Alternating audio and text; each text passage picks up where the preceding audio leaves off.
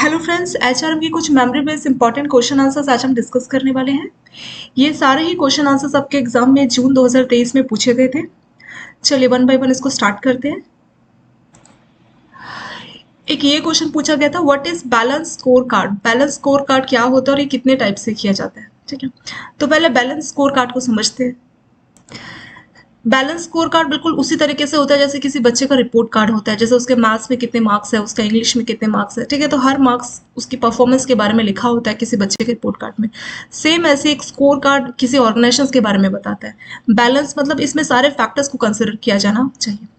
The balance score card is a strategic planning and management system. तो balance score card exactly क्या है, आपकी planning और management system को ये बताता है। जो आपने स्ट्रैटेजी बनाई है, अपनी जो प्लानिंग की है, अपना जो मैनेजमेंट सिस्टम बनाया, तो ये आपका बैलेंस स्कोर कार्ड उसको रिप्रेजेंट करता है। विच टेक इनटू अकाउंट, ये किसको नोटिस करता है, non financial expect of corporate performance. तो आपकी जो कॉर्पोरेट आपकी एक ऑर्गेनाइजेशन है वो कैसे परफॉर्म कर रही है, उसका नॉन फाइनेंशियल एक्सपेक्ट के बारे में बात करते हैं। फाइनेंशियल मतलब वो कितना प्रॉफिट अर्न कर रही है उसके बारे में नहीं बात करता। नॉन फाइनेंशियल एक्सपेक्ट मतलब आपके जो कॉर्पोरेट, आपके कस्टमर्स कितने खुश हैं, आपके प्रोडक्ट की क्वालिटी कितनी अच्छी है, कस्टमर आपके प्रोडक्ट कितना पसंद करते हैं। ठीक है, तो ये अभी तो नहीं पर फ्यूचर में बहुत ज्यादा आपको इम्पैक्ट कर सकते हैं। यहाँ पे लिखा भी है कि non financial corporate performance such as customer satisfaction, कि आपके कस्टमर कितने सेटिस्फाई है, and business process to create a complete picture of how company is likely to perform in future. तो अभी मान लीजिए आपने बहुत सारे प्रोडक्ट इस साल बेच दिया, पर आपके जो कस्टमर्स हैं, आपका प्रोडक्ट लोगों को पसंद नहीं आया, बट क्योंकि आपने फर्स्ट टाइम जो है मार्केट में अपना प्रोडक्ट लॉन्च किया था, तो लोगों को ज्यादा मालूम नहीं था, तो बहुत से लोगों ने आपका प्रोडक्ट खरीद लिया क्योंकि आपने बहुत अच्छी उसकी मार्केटिंग की थी। बट अब जो आपके कस्टमर है वो आपसे सेटिस्फाई नहीं है, तो उस केस में आपका जो स्कोर कार्ड वो ये बता रहा है कि आपके कस्टमर सेटिस्फाई नहीं है और फ्यूचर में ये प्रोडक्ट बिकने वाला नहीं है। इस साल भले ही आपकी बहुत अच्छी टर्नओवर हुई है, बट फ्यूचर में वो टर्नओवर डाउन ही जाने वाली है। तो एक बैलेंस स्कोर कार्ड क्या बताता है, ये कंपनी के नॉन फाइनेंशियल एक्सपेक्ट के बारे में बात करता है, जैसे उसके कस्टमर उसके प्रोडक्ट से कितने सेटिस्फाई है, उसका बिजनेस प्रोसेस किस तरह से है, ताकि वो अपनी कंपनी की कंप्लीट पिक्चर को जान सके। उससे उसको पता लग जाएगा कि उसकी जो कंपनी है वो फ्यूचर में कैसा परफॉर्म करेगी। अगर आपके कस्टमर बहुत खुश है तो अपने अड़ोस पड़ोस मोहल्ले रिश्तेदार सबको आपके प्रोडक्ट के बारे में बताएंगे और फ्यूचर में आपका जो टर्नओवर है, जो सेल्स है, वो बढ़ने वाली। लेकिन अगर आपके कस्टमर सेटिस्फाई नहीं है तो वो खुद भी नहीं लेंगे, और अगर कोई लेने भी जा रहा होगा तो उसको भी बोलेगा कि नहीं नहीं, इसका प्रोडक्ट तो नहीं लेना, इसकी क्वालिटी बहुत ही ज्यादा खराब थी। तो आपके कस्टमर के सेटिस्फिकेशन को, ये सारी चीजें आपकी नॉन फाइनेंशियल एक्सपेक्ट में आ जाती है। तो वही होता है कंपनी का बैलेंस स्कोर कार्ड। अगला क्वेश्चन इसी के ऊपर है, what are the 4 legs of balance. तो बैलेंस स्कोर कार्ड में जो इन्फॉर्मेशन होती है उसमें क्या 4 चीजें होती है। ठीक है, तो यहाँ पे 4 चीजों की बात की गई है, तो क्या क्या चीजें यहाँ पे होती है। The 4 legs of balance score card information is collected and analysis from 4 aspect of A business. तो बिजनेस के 4 एस्पेक्ट से इसको कलेक्ट और एनालाइज किया जाता है। किसको, 4 legs of balance score card. तो जो आपकी बैलेंस स्कोर कार्ड में जो भी आपके पास इन्फॉर्मेशन है वो 4 एस्पेक्ट से इकट्ठी की जाती है। First, learning and growth are analyse through investigation of training and knowledge resource. चारों की बात करेंगे कि फर्स्ट क्या है, सेकंड क्या है। The first leg handle how well information is capture and how effectively employ utilise.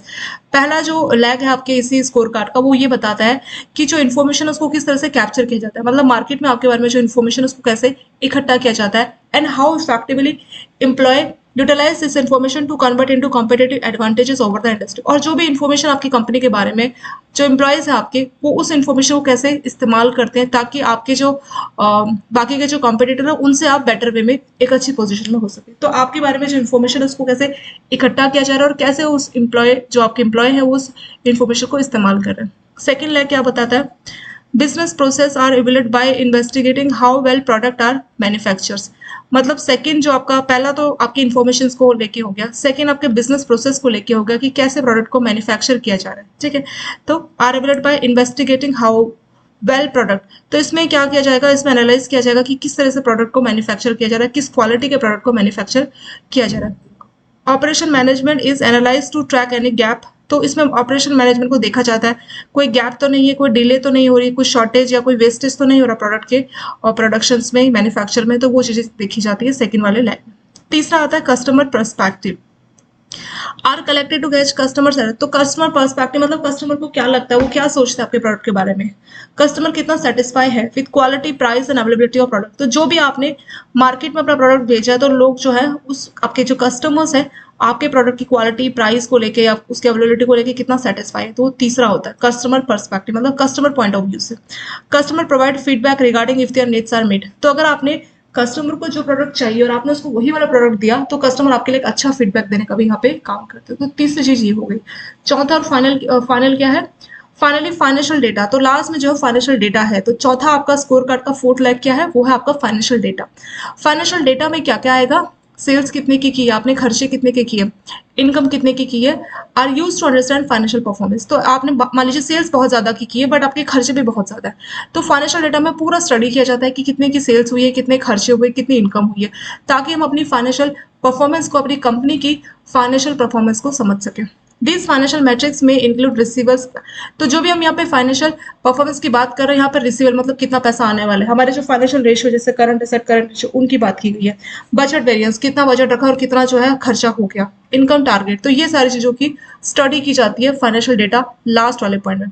These four legs encompasses the vision and strategy of an organization and require active management to analyze the data collected।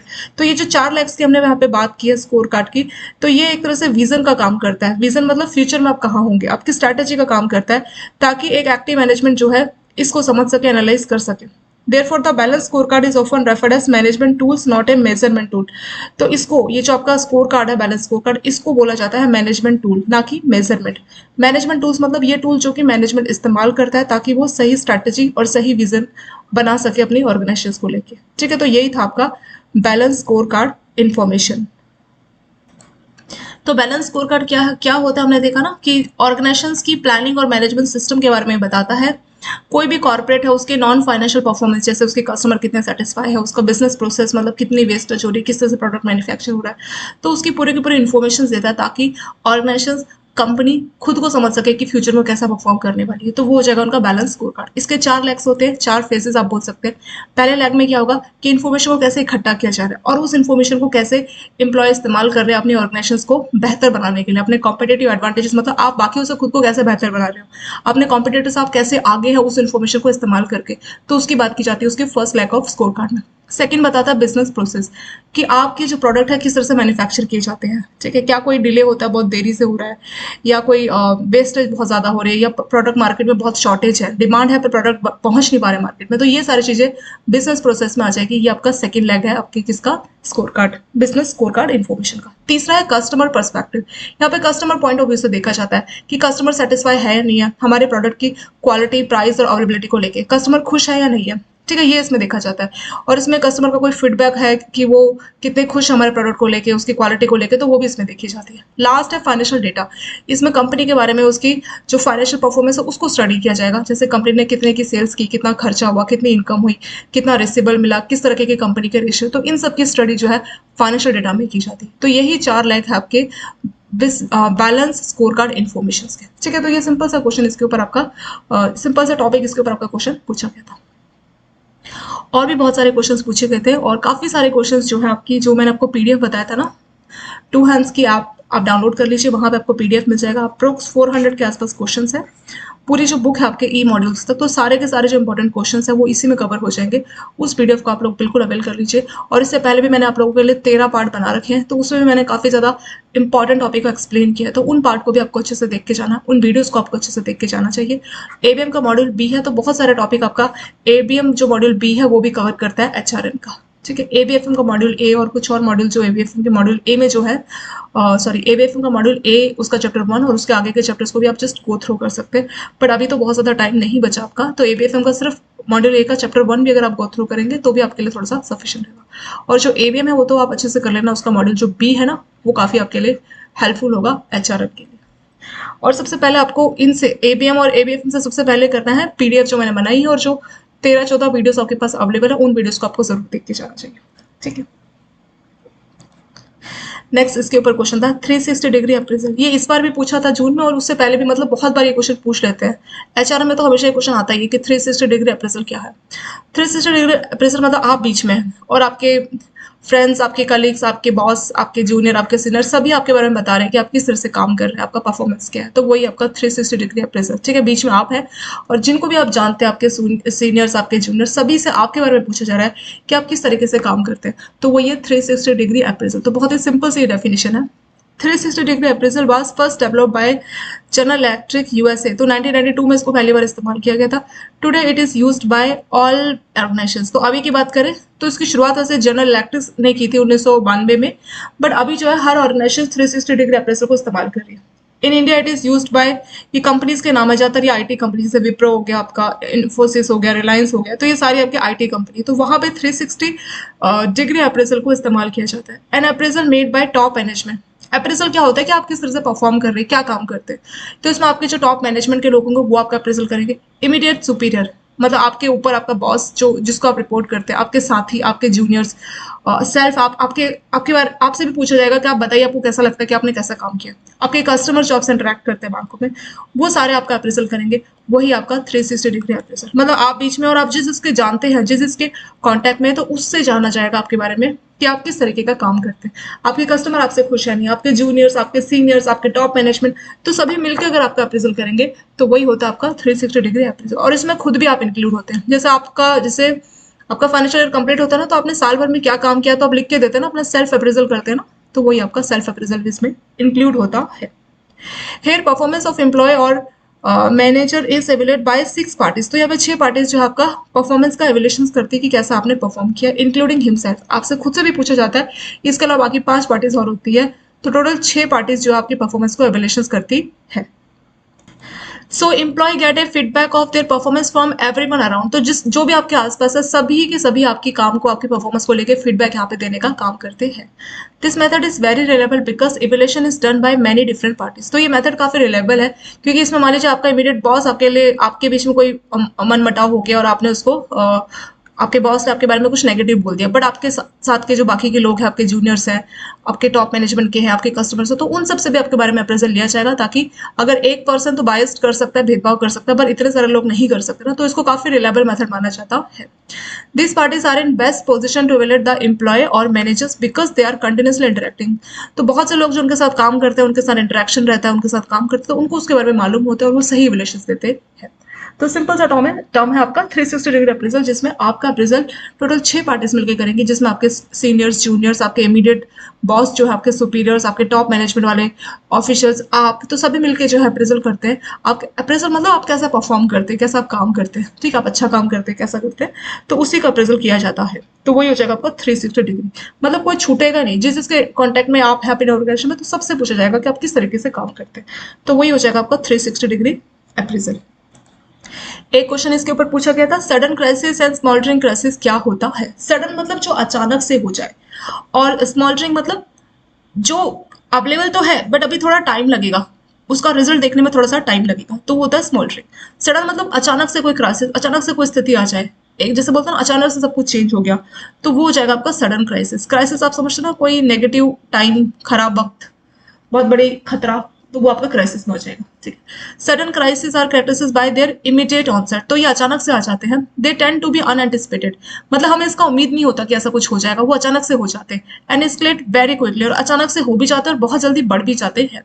Often as a result of several triggering events और incident that may be out of organization control. कुछ ऐसा trigger event या ऐसा कुछ incident जो कि organisation के control से बाहर था, ठीक, अगर आपके कंट्रोल में होता तो आप क्यों उस क्राइसिस को आने देते थे। तो जब भी कोई क्राइसिस है वो जाता है हमारे कंट्रोल में नहीं होता है, कहीं मान लीजिए बाढ़ आ गई, भूकंप आ गया, तो सब हमारे कंट्रोल में नहीं है ना, वो नेचुरल क्राइसिस हो गए। तो सडन क्राइसिस मतलब ऑर्गेनाइजेशंस के ऐसे क्राइसिस जो इमीडिएटली आ जाते हैं, ये अनएंटिसिपेटेड मतलब इनकी उम्मीद नहीं लगाई जाती है, और ये बहुत जल्दी बढ़ भी जाते हैं।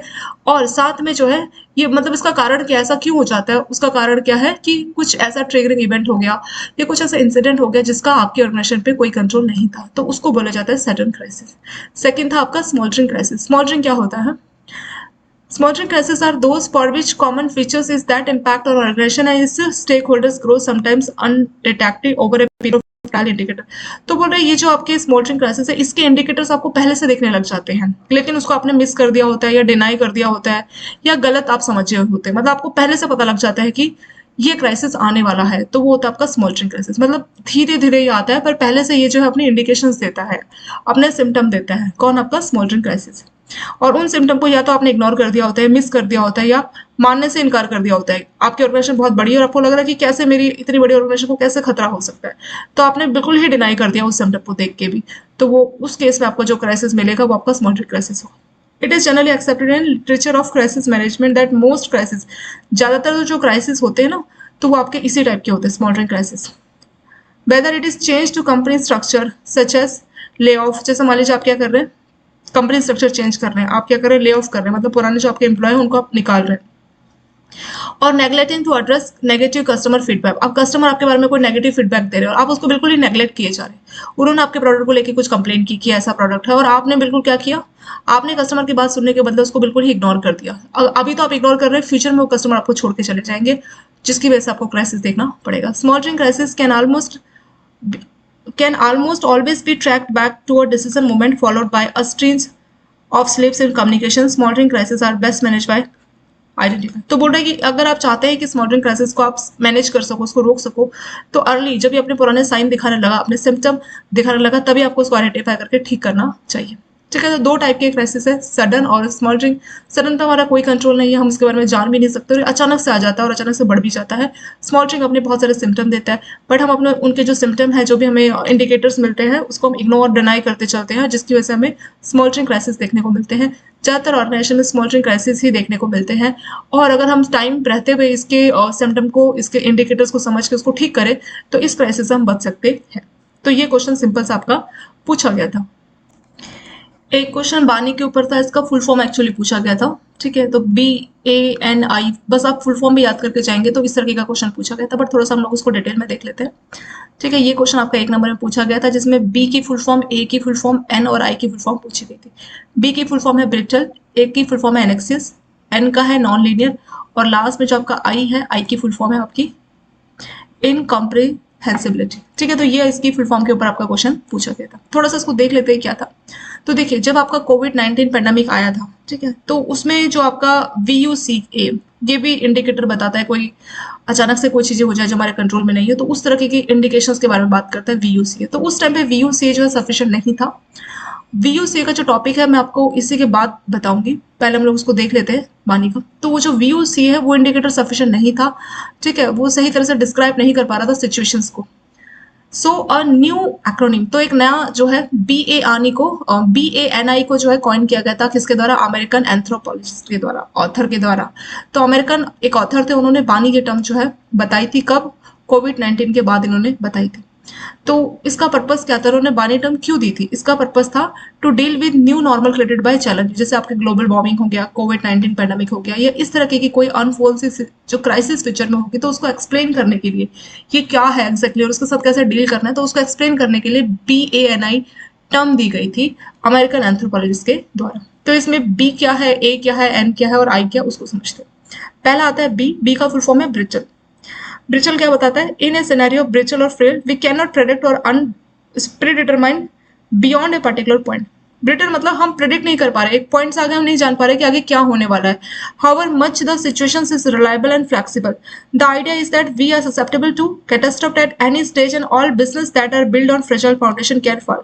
तो बोल रहे हैं कि हम ये मतलब ब्रिटल का मतलब हो गया कि ऐसी स्थिति जिसको हम प्रेडिक्ट नहीं कर पा रहे, मतलब हमें ऐसा लग रहा है कि कुछ ऐसा, किसी भी टाइम कुछ ऐसा बड़ा हो सकता है कि रात भर में हमारा जो बिजनेस है पूरा का पूरा डूब जाए। तो इस तरह की स्थिति को हम लोग ब्रिटल बोलेंगे। ठीक है, ये बता रहा है कि प्रेडिक्टेबल कुछ भी नहीं है, किसी भी एक पॉइंट के बाद हम नहीं बता सकते कि आगे क्या होगा। ठीक है, तो उस तरह की सिचुएशंस डिफाइन की जाती है ब्रिटल के द्वारा।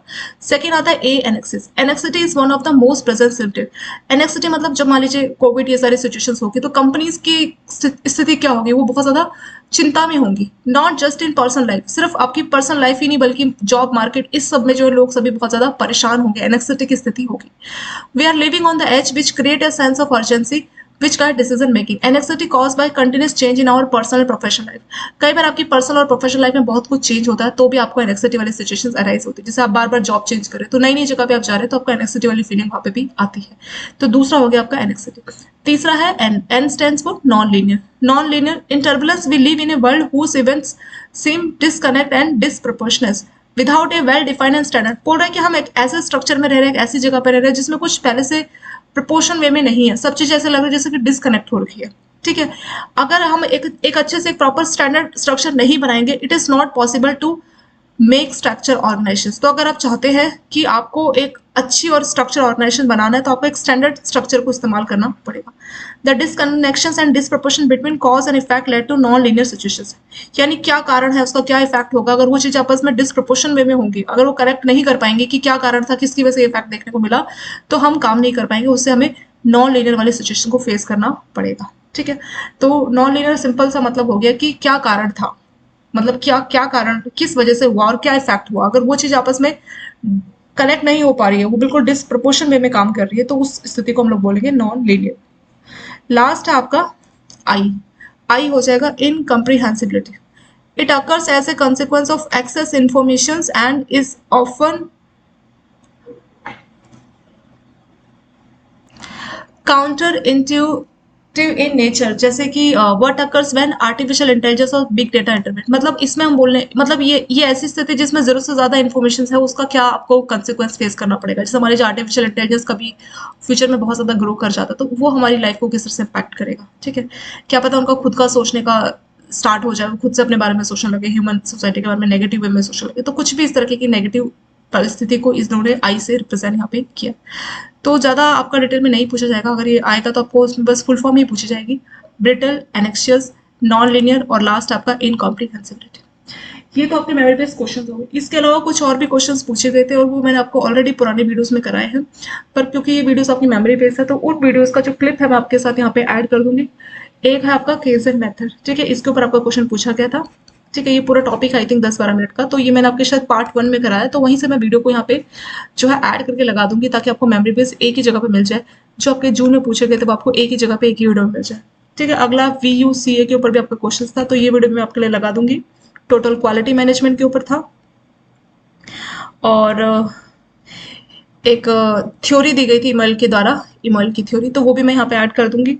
और DIKAR जो मॉडल है वो भी मैं यहाँ पे ऐड कर दूंगी। ये आपका नॉलेज मैनेजमेंट का मॉडल है। ठीक है, तो ये जो 5 बड़े बड़े टॉपिक है ये ऑलरेडी मैं आपको पुरानी वीडियोस में करा चुकी हूँ, और वो सारी क्लिप्स को जहाँ पे मैंने टॉपिक कराया है उस क्लिप्स को मैं इसके बाद तुरंत बाद ऐड कर दूंगी, ताकि आपको एक एक वीडियो में जाके ढूंढना ना पड़े कि कहाँ पे ये वाला टॉपिक आया था या कहाँ पे ये, क्योंकि बहुत सारे क्वेश्चन जैसे मैंने आपको पहले भी बताया था कि मैंने जो आपके MCQs कराए तो उसमें से आए थे, तो ये सारे जो MCQs हैं उसकी वीडियो में, उसके इंपॉर्टेंट क्वेश्चन की वीडियो मैं आपके लिए पहले ही अपलोड करा चुकी हूँ, तो वही आपके जून में पूछा गया था, तो उनकी वीडियो क्लिप को यहाँ पे मैं ऐड कर दूंगी। इसके अलावा भी और कई सारे क्वेश्चन पूछे थे, जैसे आपका ग्रीन HRM, ये मैं आपको पहले करा चुकी थी, बट मैंने आपको 13वीं वीडियो में, इससे पहले वाली वीडियो में इसीलिए कराया क्योंकि जो छोटे छोटे टॉपिक है उसको तो हम रिपीट कर सकते हैं, बट जो टॉपिक 10 मिनट के बाद 12 मिनट के से बड़े बड़े टॉपिक है तो उसको मैंने वीडियो को ही डायरेक्ट आपके साथ कट करके यहाँ पे लगा दूंगी, ताकि आपको इधर पर ढूंढना भी ना पड़े और मुझे दोबारा वो रिपीट ना कराना पड़े, क्योंकि मैं ऑलरेडी आप लोगों को वो करा चुकी। और जैसा कि मैंने आपको बताया HRM के लिए आपको बहुत ज़्यादा परेशान नहीं होना। 6-7 नंबर का केस स्टडी पूछा गया था, 6-7 केस स्टडी पूछा गया था, सॉरी 7 के आसपास केस स्टडीज आपके एग्जाम में पूछी गई थी, और इतना ही केस स्टडी आप इस बार भी उम्मीद कर सकते हैं। और केस स्टडी क्या होता है कि पूरा पैराग्राफ रीड करना, और ऐसा नहीं कि जैसे इंग्लिश का पैसेज है ये वो ऐसी केस स्टडी नहीं, आपके HRM के टॉपिक होंगे। जैसे लास्ट टाइम जैसे मैंने आपको बताया मून लाइटनिंग के ऊपर आपका केस स्टडी पूछा गया था, तो ये जो टॉपिक्स होते हैं इनके ऊपर ही आपका केस स्टडी बना के पूछा जाता है, तो हमारे लिए ईजी भी, हमें पहले से मालूम होता है कि किसके बारे में बात की जा रही है। ठीक है, 5 नंबर के क्वेश्चन रहते हैं, तो अगर एक बार हमने कॉम्प्रिहेंसिव को पढ़ के समझ लिया तो हमारे लिए बहुत ईजी हो जाता है। और जितनी सारी जो टर्म्स है आपके, जो मेमोरी बेस्ड क्वेश्चंस है और जो भी आपकी PDF है, तो उनसे तो आपको वैसे भी हेल्प मिल ही जाएगी। ठीक है, उतना आप लोगों के लिए सफिशिएंट इसमें रहेगा। This KM model for bank. KM की अगर हम फुल फॉर्म की बात करें तो K स्टैंड्स फॉर नॉलेज और M हो जाएगा आपका मैनेजमेंट। यानी बैंकों का नॉलेज मैनेजमेंट मॉडल क्या होता है, पहले हम बेसिक देखेंगे, फिर उसमें अगला हमने एक मॉडल के बारे में डिस्कस किया है कि नॉलेज मैनेजमेंट का कोई मॉडल जो कि इस्तेमाल किया जाता है। ठीक है, तो ये दोनों क्वेश्चन हम लोग पहले स्टार्ट करते हैं। तो नॉलेज मैनेजमेंट मॉडल का क्या मतलब है? Knowledge management model are framework that help organisation. तो ये जो मॉडल है इसको इस्तेमाल करता है नॉलेज मैनेजमेंट मॉडल कौन? ऑर्गेनाइजेशन, ताकि वो इफेक्टिवली जो है मैनेज कर सके और यूटिलाइज कर सके their collective knowledge and expertise. तो जो भी नॉलेज है, जो नॉलेजेबल पर्सन है, जो भी एक्सपर्ट है ऑर्गेनाइजेशन में, वो उनको मैनेज कर सके, तो वही होता है हमारा नॉलेज मैनेजमेंट मॉडल। तो जो भी आपका नॉलेज है, कलेक्टिव नॉलेज और कलेक्टिव एक्सपर्टाइज, तो उसको मैनेज करना, उसको यूटिलाइज करना, वही आ जाएगा हमारा नॉलेज मैनेजमेंट मॉडल में। It is an organized techniques to look at the processes of knowledge management utilized by organization to inspect its positions and alter them। तो उनको देखना पड़ेगा कि क्या क्या नॉलेज, क्या क्या एक्सपर्ट्स उनके पास है, अगर उसमें कुछ अल्टरेशन, कुछ चेंज का जरूरत हो तो वो भी देखना पड़ेगा। इसमें फिर से हम बैंकों के कंप्यूटर्स का एग्जांपल ले लेते हैं। तो पहले जैसे कंप्यूटर्स वाली कोई जॉब नहीं होती थी, लेकिन जब से ये कंप्यूटर्स आए तो स्पेशलिस्ट आईटी वाली एक वैकेंसीज बैंकों में आने लगी। यानी जब रिक्वायरमेंट होगी किसी चीज की तो हमें उस चीज को समझना पड़ेगा। तो कुछ भी अल्टरेशन मतलब उसमें हुआ तो पहले से जो लोग नॉलेजेबल थे उनको कंप्यूटर में ज्यादा नॉलेज नहीं था, तो नए नए कंप्यूटर स्पेशलिस्ट को लाया गया ताकि ये जो चेंज किया गया इसको इम्प्रूव किया जा सके। ठीक है, बैंकों में जो मैनुअल से कंप्यूटर वाला सिस्टम लागू किया तो उसको इम्प्रूव करने के लिए नई रिक्रूटमेंट की गई और स्पेशलिस्ट आईटी वाले अलग से रिक्रूटमेंट जो है इसमें लेके आई जानी लगी। तो नॉलेज मैनेजमेंट बिल्कुल इसी तरीके से काम करता है कि ऑलरेडी हमारे पास क्या क्या नॉलेज कितना एक्सपोर्ट्स है उनको मैनेज करना, जरूरत पड़े तो नई हायरिंग करना, जरूरत पड़े तो उसमें कुछ चेंजेस करना, अल्टर करना। तो यही हो जाएगा हमारा नॉलेज मैनेजमेंट।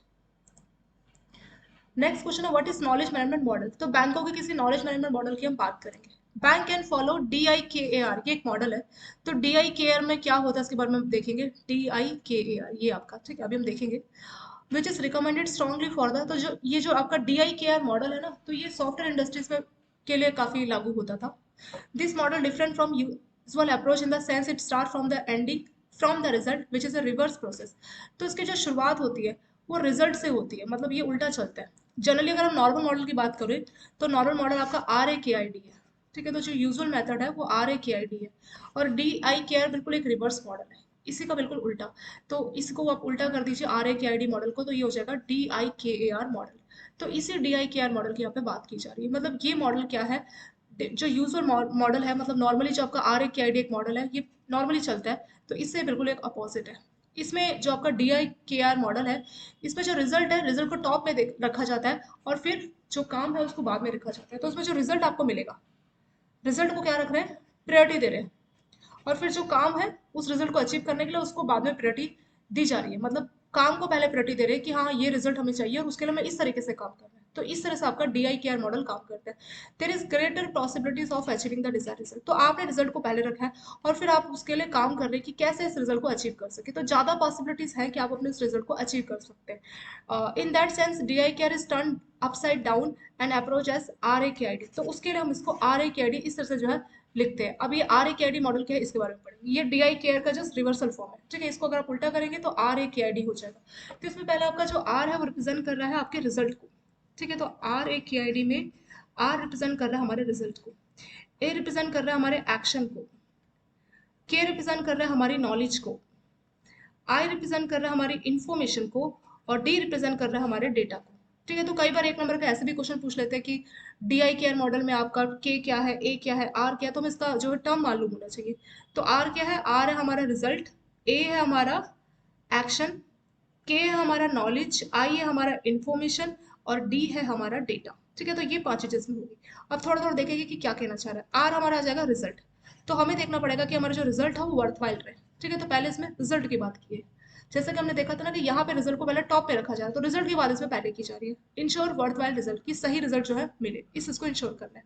सेकंड ए मतलब एक्शन, तो हमें इफेक्टिव एक्शन लेना पड़ेगा ताकि जो भी हमारे पास जो भी डेटा है उसकी हेल्प से हमें एक्शन लेना पड़ेगा ताकि हम अपने उस रिजल्ट को अचीव कर सके। तो ए हो जाएगा हमारा एक्शन। तो जब हम एक्शन करेंगे, एक्टिविटी करेंगे, तभी हम अपने रिजल्ट को, जो वर्थ वाइल रिजल्ट है उसको हम अचीव कर सकते हैं। तो रिजल्ट के लिए, अचीव करने के लिए हमें एक्शन करना पड़ेगा। उससे पहले हमारा नॉलेज होगा।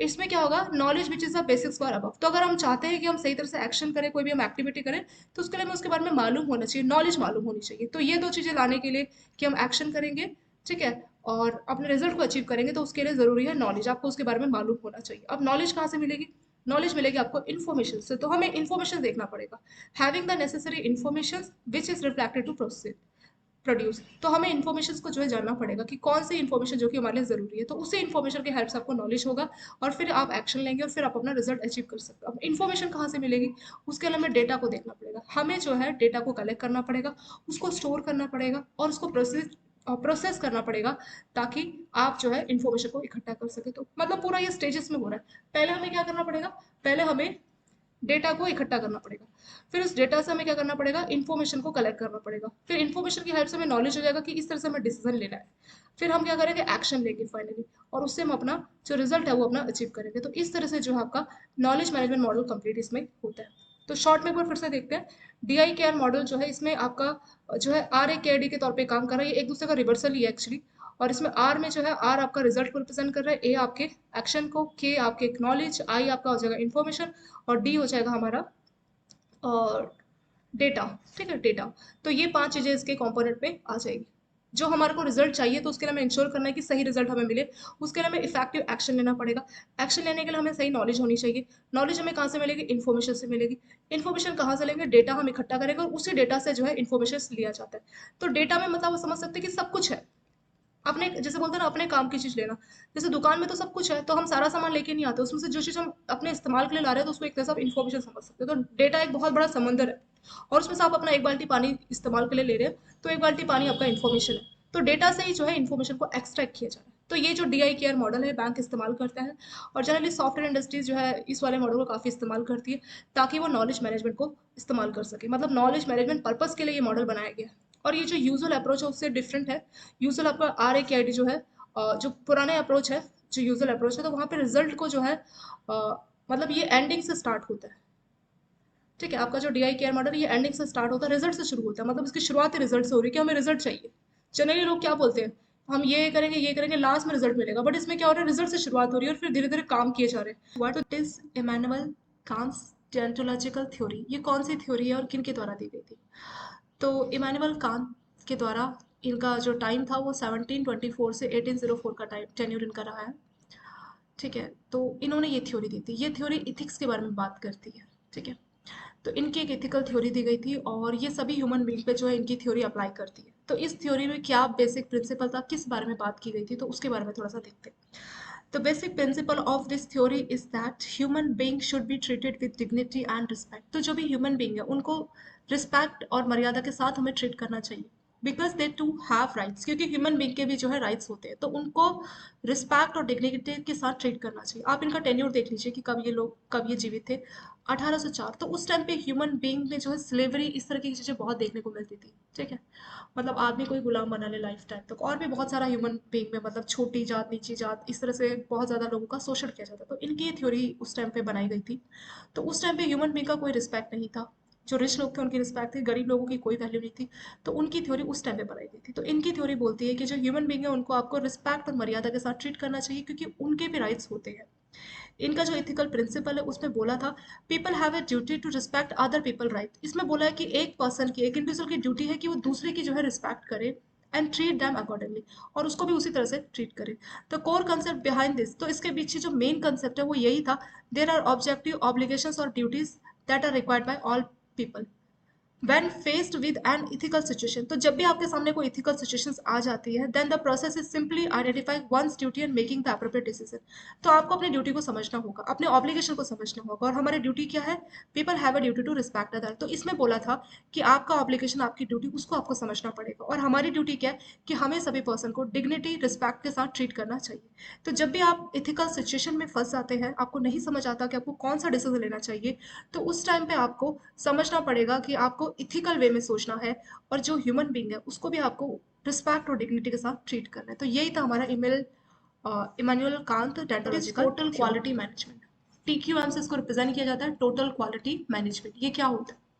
Total quality management is a management framework. तो ये एक टाइप का मैनेजमेंट फ्रेमवर्क है, बेस्ड ऑन द बिलीफ। तो ये इस बिलीफ पे काम करता है दैट कि an organisation can build long term success, कि कोई भी ऑर्गेनाइजेशन जो कि लॉन्ग टर्म सक्सेस चाहती है तो वो ऐसा कैसे कर सकती है? By having all its members. तो एक ऑर्गेनाइजेशन के जो भी मेंबर्स है, जैसे लो लेवल वर्कर से लेके हाईएस्ट रैंकिंग एग्जीक्यूटिव, तो बहुत छोटी पोस्ट पे जो वर्कर्स काम कर रहे हैं, जो डेली वेजेस वर्कर्स भी आप मान सकते हैं, उनसे जो हाईएस्ट पोजीशन पे जो एग्जीक्यूटिव बैठे हैं, सभी को फोकस ऑन इम्प्रूविंग क्वालिटी। तो सभी का फोकस होना चाहिए कि क्वालिटी का इंप्रूवमेंट हो, मतलब अच्छी क्वालिटी के प्रोडक्ट बनाए जाने चाहिए। सो डिलीवरिंग कस्टमर सेटिस्फिकेशन, तो उससे क्या होगा? अगर आप एक अच्छी क्वालिटी का प्रोडक्ट अपने कस्टमर को दोगे तो कस्टमर बहुत खुश होगा, और लॉन्ग टर्म में वो अपने दोस्तों को, फ्रेंड्स को, बाकी को भी आप ही के प्रोडक्ट को लेने के लिए सजेशन करेगा। तो इससे क्या होगा? इससे आपके प्रोडक्ट की जो ग्रोथ है, बिक्री है, वो काफी बढ़ जाएगी, और लॉन्ग टर्म में आपका जो ग्राफ है वो पॉजिटिव जाएगा।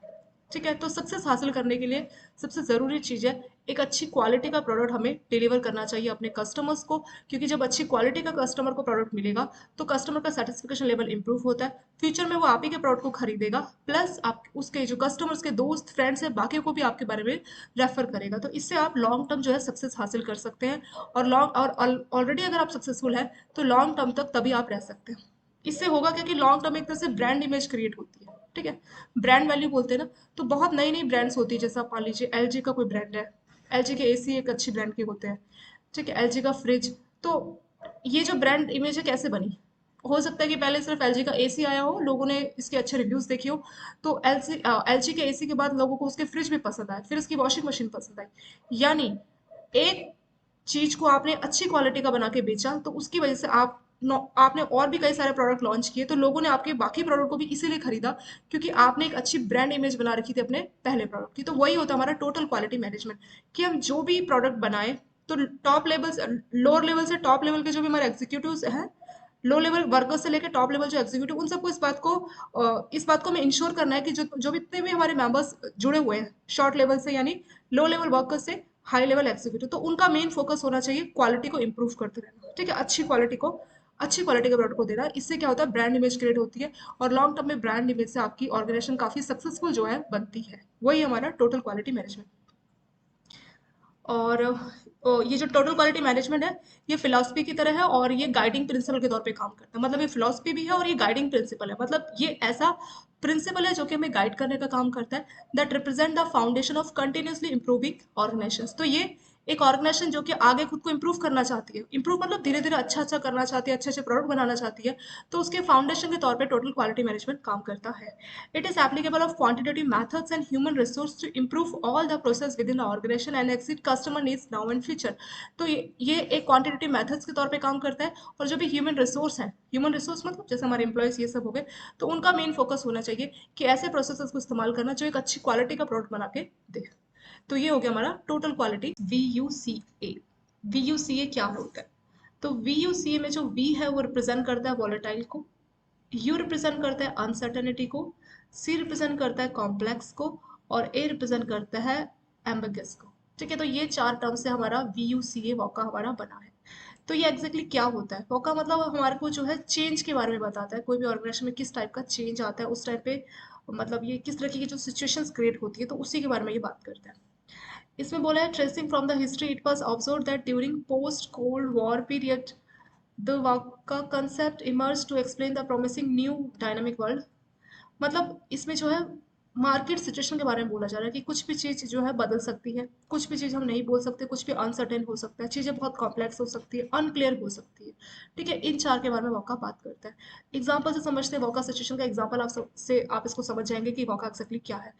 तो वी यू सी ए में जो आपका अनसर्टेनिटी है ना, वॉका एग्जाम्पल ऑफ अनसर्टेनिटी, इसमें जो आपका अनसर्टेन है, तो उसी के एग्जाम्पल्स आप समझ जाएंगे कि वॉका सिचुएशन एक्जेक्टली क्या होती है। उबर और आपका ये एयरपीएनबी।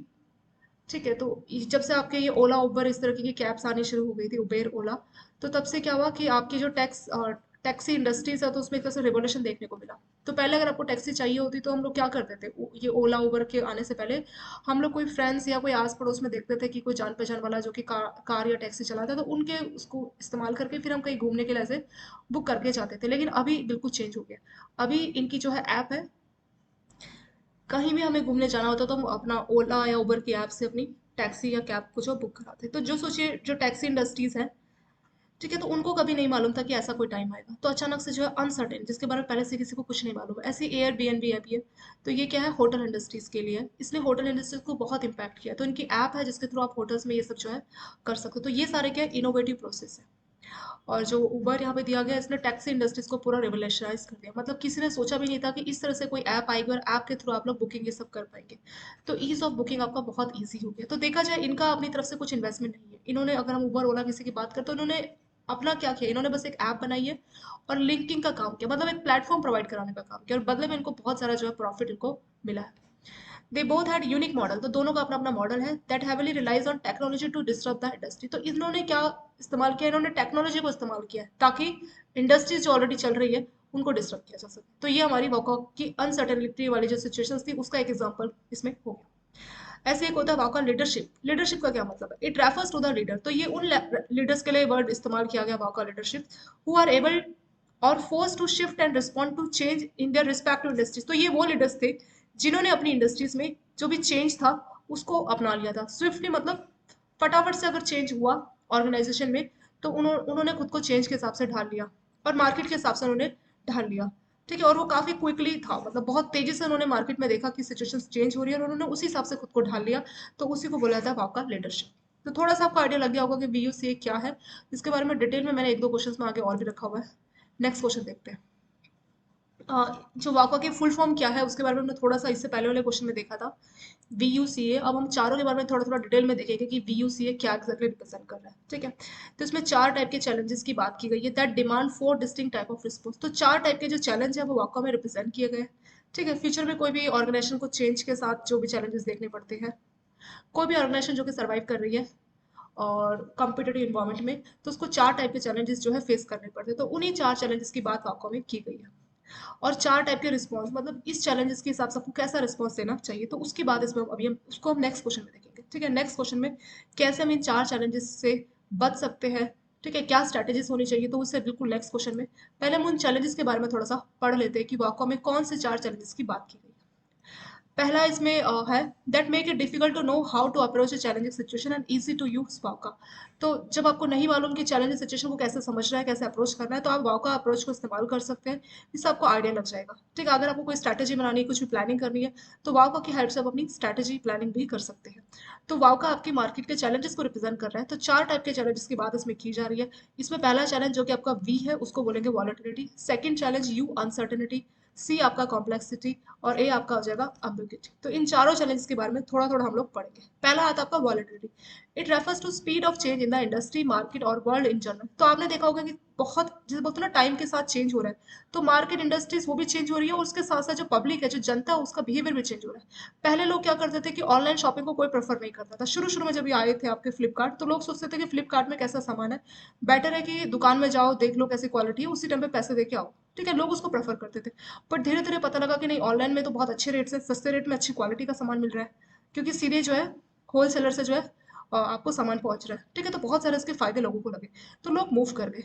तो वही हो रहा है कि इंडस्ट्रीज में बहुत चेंज देखने को आ रहा है। आप फ्लिपकार्ट देख लीजिए, और भी कोई ग्रोसरी की ऐप देख लीजिए, स्विगी, खाने की कोई ऐप, तो बहुत सारी मार्केट में क्या है, चेंज आ रहा है, और वो सडन बहुत तेजी से इसमें हो रहा है। वॉलेटिलिटी वर्ड का जो मतलब है वॉलेटाइल, वॉलेटाइल मतलब जो बदलता रहे, जो सेम ना रहे, उसको बोलते हैं वॉलेटाइल, ठीक है। मार्केट में बहुत चेंज हो रहा है, और वो जो चेंज का स्पीड बहुत तेज है, मार्केट में चेंज बहुत तेजी से हो रहा है। It is associated with fluctuation in demand and Terman. तो लोगों की जो डिमांड है वो काफी फ्लक्चुएट हो रही है, मतलब अनएक्सपेक्टेड लोग डिमांड कर रहे हैं, उसकी वजह से बहुत वॉलेटिलिटी मार्केट में बनी है। मतलब हम कुछ भी नहीं बोल सकते कि कब क्या हो जाए। सेकेंड आएगा आपका अनसर्टेनिटी। अनसर्टेनिटी का एग्जाम्पल तो हमने यहाँ भी दिखाया था।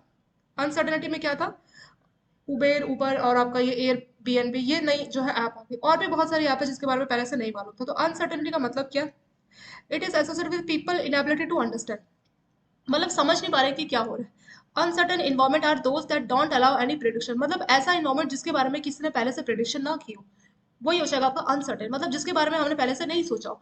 अब जैसे अभी से आप 10 या 15 साल पहले इमेजिन कीजिए, तो क्या किसी ने सोचा था कि हम लोग ये ओला, उबर, जोमेटो, इस तरह की ऐप को इस्तेमाल करेंगे, नहीं सोचा था। बिल्कुल ये अनसर्टेन है, मतलब टेक्नोलॉजी की हेल्प से अचानक से चीजें अनसर्टेन वे में होने लगी। तो दूसरा हमारा चैलेंज मार्केट का हो गया अनसर्टेनिटी। तीसरा हमारा complexity. It refers to number of factors we need to consider to make more efficient decision. तो मतलब हमें समझना पड़ेगा कि क्या क्या चीजें हमें कंसिडर करनी है ताकि हम अपने डिसीजन को एफिशिएंट वे में ले सके। एंड रिलेशनशिप बिटवीन दैम, तो क्या क्या फैक्टर्स है जो हमें कंसिडर करने चाहिए ताकि हम सही डिसीजन ले सके, तो वो हमारा कॉम्प्लेक्सिटी हो जाएगा। मतलब हम नहीं समझ पा रहे कि कौन कौन से फैक्टर्स हमें कंसिडर करने चाहिए ताकि हम सही डिसीजन ले सके। चौथा आता है आपका अम्बिग्युइटी। इस वर्ड का मतलब होता है अनिश्चितता, कुछ अगर फिक्स नहीं है, अनिश्चित। It relate to lack of clarity about how to interpret something, मतलब हम क्लियर नहीं है, क्लियरिटी की कमी है कि कैसे इसको इंटरप्रेट करना है। It is not about analysing a large amount of data, मतलब इंटरप्रेट नहीं कर पा रहे, इसका ये मतलब नहीं कि बहुत बड़ा डेटा और उसको एनालाइज नहीं कर पा रहे। It's about doing advance analytic for the right की परफॉर्मेंस इंडिकेटर्स, मतलब कौन कौन से परफॉर्मेंस इंडिकेटर मेन है, उसको समझ पाना वो मुश्किल काम है, उसकी यहाँ पे बात की गई है। तो यही 4 हमारे चैलेंजेस है जो कि वाको के द्वारा रिप्रेजेंट किए जा रहे हैं। वी है वॉलेटाइल। वॉलेटिलिटी मतलब मार्केट में बहुत चेंज देखने को मिल रहा है, उसका स्पीड बहुत तेजी से, अचानक से कुछ भी यहाँ पे हो जाता है। सेकेंड अनसर्टेनिटी, मतलब जो आपने पहले से एक्सपेक्ट ना किया हो, जो आपने पहले से प्रेडिक्शन ना की हो। तीसरा है कॉम्प्लेक्सिटी, मतलब जो भी हम डिसीजन ले रहे हैं, एक सही और एफिशिएंट डिसीजन के लिए हमें कई सारे फैक्टर्स को कंसिडर करना होता है, ठीक है। तो वो हमारे लिए काफी कॉम्प्लेक्स इसमें हो जाता है। चौथा आता है आपका एम्बिग्युइटी, यानी अनिश्चित, यानी हम लोगों को क्लियरिटी नहीं हो पा रही कि किसी भी चीज को कैसे हम लोगों को इंटरप्रेट करना है। It's not about analysing a large amount of data, तो ये इस बारे में नहीं कि हमें बहुत बड़ा डेटा एनालिसिस करना है, ये इस बारे में कि हमें कैसे सही की परफॉर्मेंस इंडिकेटर उसको हमें एनालाइज करना है। की परफॉर्मेंस इंडिकेटर जो है ये मेन इंडिकेटर हमारी चीजों के लिए किए जा रहे हैं। तो यही 4 हमारे वाका के चैलेंजेस यहाँ पे हो गए। क्वेश्चन है व्हाट इज केजन मेथड, ठीक है। तो ये क्या मेथड और ये कहाँ से मतलब आया और इसका क्या फायदा है, किस पर्पज के लिए इस मेथड को इस्तेमाल किया जाता है। केजन मेथड ये जापानीज वर्ड है, जो है ना केजन, ये जापानीज वर्ड है जिसका मतलब है इम्प्रूवमेंट। तो केजन का अगर हम इंग्लिश में मतलब बोले तो ये जापानीज वर्ड है, ठीक है। तो इसका इंग्लिश में मतलब होता है इम्प्रूवमेंट, इम्प्रूव करना। It refers to continuous efforts by the employee of each and every level in the organization to improve the quality। अगर आप अपने ऑर्गेनाइजेशन में क्वालिटी इंप्रूव करना चाहते हैं तो जो भी एम्प्लॉयज आपके यहाँ काम करते हैं हर लेवल पे, उनके जो है एफर्ट्स को इम्प्रूव करना होगा। This work under 5S technique. तो ऐसा हम कैसे कर पाएंगे? 5S टेक्निक जो है दी गई है। 5S में जो है 5 S है, इसमें से पहला S आपका सॉर्ट, दूसरा है सेट इन ऑर्डर, तीसरा है शाइन, चौथा है स्टैंडर्डाइज और पांचवा है सस्टेनेबिलिटी। तो ये 5S जो है इस्तेमाल किए जाने चाहिए और इसकी हेल्प से जो है काम में क्वालिटी में जो है इंप्रूवमेंट की जानी चाहिए। जो ये 5S डिफाइन किए गए केजन मेथड में, तो इन पांचों के बारे में हम लोग पढ़ेंगे। और इसकी जब शुरुआत हुई थी ना पहले, जब केजन मेथड की, तो पहले ये हाउस कीपिंग वहां पे जो है इस्तेमाल हो रहा था कि साफ सुथरा होना चाहिए, ठीक है। यहाँ पे लिखा ना चीजों को अच्छे से रखिए, शाइन करना चाहिए। तो स्टार्टिंग में जो केजन मेथड है इसका इस्तेमाल हाउस कीपिंग के लिए इस्तेमाल किया गया था, but later it was adopted as a sound management practices by the organisation. पर बाद में इसको देखा कि ये मेथड तो मैनेजमेंट प्रैक्टिसेस में भी काफी हेल्पफुल हो सकता है, तो बाद में इसको अडॉप्ट कर लिया गया था मैनेजमेंट प्रैक्टिसेस में। The detail about this 5S are mention below. तो ये जो हमने 5S की बात की केजन मेथड में, इन पांचों के बारे में पढ़ेंगे। इसमें पहला आता है आपका सीरी, इसको इंग्लिश में बोलते हैं सॉर्ट। ये जो है जापानीज वर्ड आपको दिया और जो ब्रैकेट में वो इंग्लिश में दिया हुआ है, ठीक है। सीरी, सीरी मतलब sort. The first step is decluttering. Decluttering मतलब जो आलतू फालतू है उसको हटाना। The decluttering process is done to remove the unnecessary items from the desk और इन द ऑर्गेनाइजेशन। तो आपके डेस्क में या आपके ऑर्गेनाइजेशन में कोई चीजें जो फालतू है उनको रिमूव करना। Remove the unused items. आपका जो टेबल है, अगर मान लीजिए वहाँ पे आपने कुछ चीजें रखी जो आपके इस्तेमाल की नहीं है, तो उसको आप हटा दीजिए। Access the difficult in achieving the goals and remove those obstacles। तो कुछ भी आपकी गोल को अचीव करने में जो आपको रुकावटें आ रही है, तो उनको समझना कि क्या रुकावटें, उनको रिमूव करना। तो ये सारी चीजें जो है पहले स्टेप में आपको करनी है, सॉर्ट आउट करना है, ठीक है। तो सॉर्ट आउट में क्या करना है हमें? जो चीजें काम की नहीं है उसको हटाना, हमारी सीट पे भी जो चीजें काम की नहीं उसको हटाना, हमारी ऑर्गेनाइजेशन में भी कोई चीजें जो काम की नहीं है, कुछ ऐसे एम्प्लॉयज है जो कुछ काम ही नहीं कर रहे, उनको आपने सिर्फ नाम के लिए रखा हुआ है, उनको हटाना, ठीक है। तो ये आपका सॉर्ट में हो जाएगा।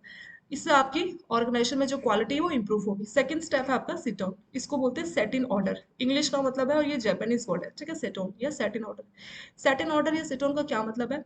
It include arrange the thing in order. जो भी चीजें हैं उसको ऑर्डर में अरेंज करना। Prioritise the work. जो भी आपके पास काम है उसको प्रायोरिटी देना। अब देखा जाए तो एक पर्सन एक सीट पे उसके पास कई सारे काम है, बट अभी के लिए क्या जरूरी है वो फाइंड आउट करना, ठीक है। तो वो इसमें बोला गया सेट इन ऑर्डर में। Which work is important, which work can be deferred in order to handle the workload efficiently. अब अगर मान लीजिए आपको लगेगा कि सारा ही काम इंपॉर्टेंट है और सारा हमें अभी करना है, तो आप बहुत ज्यादा वर्कलोड लेने लगेंगे, आपको लगेगा ये तो बहुत ज्यादा हो गया है ना, बहुत ज्यादा वर्कलोड आपको इस तरह से फील होगा। तो उसी के लिए आप क्या कर सकते हैं? अपने काम में क्या अभी मेरे को जरूरी है, क्या मेरे को अभी प्रायोरिटी है, वो आपको पहले करना चाहिए। जैसे घरों में ऐसे होता है कि आपको मान लीजिए सुबह आप ऑफिस में जाते हैं, आपको घर का काम भी करना है, तो पहले आप सुबह सुबह उठ के क्या करेंगे? अपना ब्रेकफास्ट बना लेंगे, फिर आप ऑफिस के लिए अपना रेडी होना शुरू कर देंगे। मतलब हमें प्रायोरिटी देखनी कि अभी के लिए क्या जरूरी है, उसके बाद क्या जरूरी होगा। तो जो भी हमारा काम है, हम अब अगर अपने वर्क लोड को एफिशिएंटली जो है हैंडल करना चाहते हैं, तो उसके लिए आपको जो भी आपका काम है उसमें प्रायोरिटी ढूंढनी पड़ेगी कि अभी क्या इम्पोर्टेंट है। नेक्स्ट है proper process should be follow to avoid confusion and manage time efficiently. तो ऐसा नहीं है कि आपने कुछ बना लिया, कुछ ऐसा ऑर्डर में सेट किया कि आपको काफी कंफ्यूजन हो रहा है, तो प्रॉपर प्रोसेस आपको बनाना है ताकि किसी भी टाइप का जो है कंफ्यूजन क्रिएट ना हो और जो टाइम है वो काफी एफिशिएंटली जो मैनेज किया जाए। मतलब आप जिस काम में लगे हैं, ऐसा नहीं कि आपको लगेगा अच्छा ये था या नहीं था, आप खुद ही कंफ्यूज हो गए और आपने अपना टाइम वहाँ पे इन्वेस्ट कर दिया। तो ऐसा नहीं करना, आपको सारी चीजें सेट इन ऑर्डर करनी है। मतलब जो भी चीजें उसको आपको ऑर्डर में सेट करना है, जो भी आपके पास काम है इसको देखना है कि कौन सा काम मेरे को अभी करना है, अपने काम को प्रायोरिटी के हिसाब से बांटिए, क्या अभी मेरे लिए इंपॉर्टेंट है उसको आपको करना है, और क्या काम मैं बाद में भी कर सकता हूँ। डिफर्ड का मतलब होता है देरी से, क्या काम मेरे लिए अभी इंपॉर्टेंट है, कौन सा काम मैं बाद में भी कर सकता हूँ। तो ये चीज आपको सॉर्ट आउट करनी चाहिए, ठीक है। इस चीज को आपको ऑर्डर में लगाना है ताकि आप अपने वर्कलोड को एफिशिएंटली जो है हैंडल कर पाए। नेक्स्ट है proper process should be follow. आप जो है किसी भी आपका कंफ्यूजन आपके काम को लेके ना हो, तो आपको क्या कंफ्यूज नहीं रहना बिल्कुल भी, ठीक है। प्रॉपर प्रोसेसेस इस्तेमाल करनी है और अपने टाइम को अच्छे से मैनेज करना है। दो स्टेप्स हो गए, मतलब 2S के बारे में हमने पढ़ा। तीसरा हिस्सा हमारा सीसो, इसको बोलते हैं शाइन, चमका, चमकना।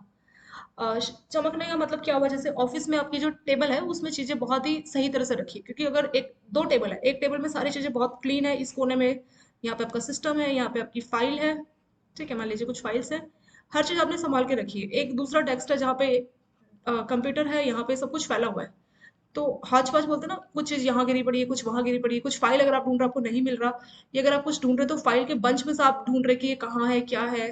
ठीक है, कई बार ऐसे भी होते हैं कि कस्टमर ने कोई लेटर दिया आपको, कोई ज़रूरी लेटर, और फिर आप उसको बोल रहे हैं कि ढूंढो कहाँ रखा है, मालूम नहीं मुझे, मैंने टेबल पे कहीं रखा है, तो कस्टमर ही ढूंढ रहा है कि वो लेटर मैंने कहाँ दिया और कहाँ आपने उसको रख दिया। तो इस तरीके का जो सिचुएशन नहीं होना चाहिए। तो शाइन का मतलब है आपकी जो टेबल है जहाँ पे आप काम कर रहे हैं, वो जगह साफ सुथरी होनी चाहिए, सब चीज़ें प्रॉपरली मैनेज होनी चाहिए। ठीक है, this step talk about cleanliness, मतलब साफ सुथरे के बारे में बात करते हैं। The work place such as desktop office should be clean to induce positive vibes. जो साफ सुथरी जगह है वो आपको पॉजिटिव वाइब्रेशन देती है। ठीक है, पॉजिटिव वाइब्रेशन, तो उसके लिए भी बहुत जरूरी हो जाता है कि आपका डेस्कटॉप, आपका ऑफिस का जो एरिया है वो बहुत साफ सुथरा होना चाहिए। Machine and equipment should be clean and maintain regularly to prevent early deterioration. अगर मान लीजिए आपकी मशीन्स रहेंगी, उनको आप अच्छे से मैनेज नहीं करोगे, उनको अच्छे से मेंटेन नहीं करोगे, ठीक है, तो उससे क्या होगा, वो जल्दी खराब हो जाएगी। तो वो भी जरूरी है कि अपनी मशीन्स इक्विपमेंट सभी को आपको साफ सुथरा और प्रॉपरली मेंटेन रखना है। तो ये आपका आ जाएगा शिशो यानी शाइन। नेक्स्ट आता है आपका स्टेप नंबर 4, सिकेत्सु यानी कि स्टैंडर्डाइज। ये तमिल जापानीज वर्ड है और ये आपका इंग्लिश वर्ड है। ठीक है, स्टैंडर्डाइज चौथा ऐसा वाला स्टैंडर्डाइज। ये किसके बारे में बात करते हैं, स्टैंडर्डाइजेशन के बारे में। प्रॉपर चीजें स्टैंडर्ड के हिसाब से होनी चाहिए। F W Taylors also talk about standardise in scientific approach of management. तो ये जो है ये जो अप्रोच दी गई थी एफ डब्ल्यू टेलर के द्वारा दी गई थी, तो उनका नाम यहाँ पे लिखा हुआ है। ठीक है, तो ये बोलता है कि जब भी हम काम कर रहे हैं तो एक स्टैंडर्ड वे में हमें काम करना है, एक साइंटिफिक अप्रोच जो हमें इस्तेमाल करनी है। He mention that standardised process should be follow to do the work in efficient manner. मतलब स्टैंडर्ड तरीके से हमें काम करना है ताकि हम एफिशिएंट वे में अपने काम को कर सकें। It means work should be done in standard format to save the time. मतलब हर कोई अपना अपना चला रहा है, कोई अपने हिसाब से कर रहा है, मतलब अपने हिसाब से नहीं, आपके ऑफिशियल का कुछ स्टैंडर्ड फॉर्मेट होगा, उसी हिसाब से आपको काम करना है, ताकि टाइम भी आपका सेव होगा और कोई गलती भी नहीं होगी। क्योंकि स्टैंडर्ड है, तो स्टैंडर्ड का मतलब क्या है, कुछ ऐसे तरीके जो आपके ऑर्गेनाइजेशन आपको बताए हैं और वो कई बार यूज किए गए हैं और वो अच्छे रिजल्ट देते हैं। अगर आप खुद से अपना कोई तरीका बना रहे हैं तो जरूरी है कि नहीं है कि वो हमेशा सही हो, तो कुछ बार गलती भी हो सकती है। ठीक है, आपका टाइम भी उसमें वेस्ट हो सकता है, कुछ आप गलतियां भी कर सकते हो। तो इन सबको अवॉइड करने का सबसे अच्छा तरीका है कि आप एक स्टैंडर्डाइज फॉर्मेट के हिसाब से अपना काम करें। ठीक है, तो वो हो जाएगा आपका स्टैंडर्डाइज। और लास्ट आपका आता है शेट्स के, यानी कि डिसिप्लिन एंड सस्टेनेबिलिटी। ठीक है, discipline and sustainability, it include rules and regulations should be follow. तो जो आप काम कर रहे हैं अपने वर्क प्लेस, तो वहां पे आपको रूल्स और रेगुलेशंस होगा, उसको आपको फॉलो करना चाहिए। मतलब डिसिप्लिन एंड सस्टेनेबिलिटी की बात कर रहे हैं। डिसिप्लिन मतलब जो भी रूल्स रेगुलेशन आपके काम को लेके बनाए गए हैं, 10 बजे आना है, अगर आपका टाइमिंग 10 बजे का है, 6 बजे आपको जाना है, तो हर चीज आपको डिसिप्लिन के हिसाब से, रूल और रेगुलेशन के हिसाब से काम करनी चाहिए। Dedication should be embraced and procrastination should be avoided. तो जो डेडिकेटेड लोग हैं उनको इम्प्रेस करना है, और जो बहुत डिले कर रहे हैं, बहुत देरी कर रहे हैं, तो उनको जो है अवॉइड करना है। The work should be done in sustainable manner avoiding the wastage. Sustainable मतलब कोई भी हमें जो रिसोर्सेज है उसका वेस्टेज नहीं करना, और जो भी काम है उसको सस्टेनेबल वे में करना है। अब ऑफिस में अगर हम बैंकों में काम करते हैं तो हम अपने रिसोर्सेज को वेस्ट होने से कैसे बचा सकते हैं। जैसे मान लीजिए आपका कई बार हॉल बहुत बड़ा होता है ना, कई सारे एसी से बहुत सारी लाइट्स लगी रहती है, तो जब तक कस्टमर है 4 बजे तक तो वो सबका रिक्वायरमेंट है। बट जब 4 बजे के बाद कस्टमर नहीं होता, तो कुछ ऐसे एरिया जहाँ पे बहुत सारी लाइट्स लगी रहती है, तो आप क्या कर सकते हैं, उसको आप मतलब बंद कर दीजिए लाइट को। ठीक है, जहाँ पे बैठे हुए हैं स्टाफ उस वाली जगह की ऑन रहने दीजिए, बाकी जगह की आप लाइट ऑफ कर दीजिए। कुछ जो बड़ी बड़ी ब्रांचेस होती है, स्केल फूड ब्रांचेस, तो वहाँ पे क्या प्रेमिसेस बहुत बड़ा होता है। ठीक है, बहुत दूर दूर तक कोने तक वो, मतलब जनरली बहुत बड़े एरिया में वो फैला होता है। तो वहाँ पे अननेसेसरी लाइट्स है, उस तरफ के जो एसी है जो इस्तेमाल में नहीं आ रही है, उस तरफ के फैंस है, उनको आप क्लोज कर, मतलब ऑफ कर दीजिए। ठीक है, तो इस तरह से आप अपने रिसोर्सेज को वेस्टेज से बचा सकते हैं। The work should be done in A sustainable manner. Sustainable manner का मतलब लॉन्ग टर्म तक आपका काम चले, ठीक है, बना रहे आपका काम, इस तरह से आपको काम करना चाहिए। ठीक है, तो यही 5 ऐसे हैं जिसकी बात यहाँ पे की गई है। शॉर्ट में रिवाइज करते कौन कौन से 5 मेथड्स हैं। केसन में पहला बोला था सॉर्ट, मतलब जो भी काम है अननेसेसरी चीजों को हटाना। ठीक है, और जो अननेसेसरी चीजें हैं उनको हटाना, और काम की, और जो जो भी आपको डिफिकल्टीज आ रही है उसको असेस करना, ताकि आप उस डिफिकल्टीज को दूर कर सको। दूसरा आता है सेट इन ऑर्डर। इसमें क्या होगा, जो चीजें उसको ऑर्डर में आपको सेट करनी है, जो काम जरूरी है उसको पहले प्रायोरिटाइज पे आपको रखना है। तीसरे में आपका आता है शाइन। शाइन मतलब जो आपका डेस्कटॉप है, टेबल है, बिल्कुल साफ सुथरी होनी चाहिए, और जो आपका ऑफिस का एनवायरनमेंट है वो भी एकदम साफ सुथरा होना चाहिए। चौथा आपका स्टैंडर्डाइज, मतलब एक स्टैंडर्ड फॉर्मेट के साथ आपको काम करना चाहिए, ताकि आपका टाइम वेस्ट भी ना हो और कोई भी एरर आपसे ना हो। लास्ट है डिसिप्लिन एंड सस्टेनेबिलिटी। इसमें क्या है कि जो भी आप अपने ऑफिस में, वर्क प्लेस में काम कर रहे हैं, उसमें आपको रूल्स और रेगुलेशन को मानना चाहिए, और डेडिकेशन, अगर कोई लोग डेडिकेटेड होकर काम कर रहे हैं तो उसको इम्प्रेस करना चाहिए, मतलब बढ़ावा मिलना चाहिए। और जो बहुत देरी से कर रहे हैं कुछ काम को, बहुत मतलब कैसे कह रहे हैं ना कि काम बहुत सिंपल है, उसको बस खींचते जा रहे हैं कि मैं कल करूंगा परसों, तो उस तरह की चीज़ों को अवॉइड करना चाहिए। और सिस्टम मैनर में जो है काम करना चाहिए, और जो रिसोर्सेज है उसको वेस्टेज को अवॉइड करना चाहिए। ठीक है, तो ये सारी चीज़ें इसमें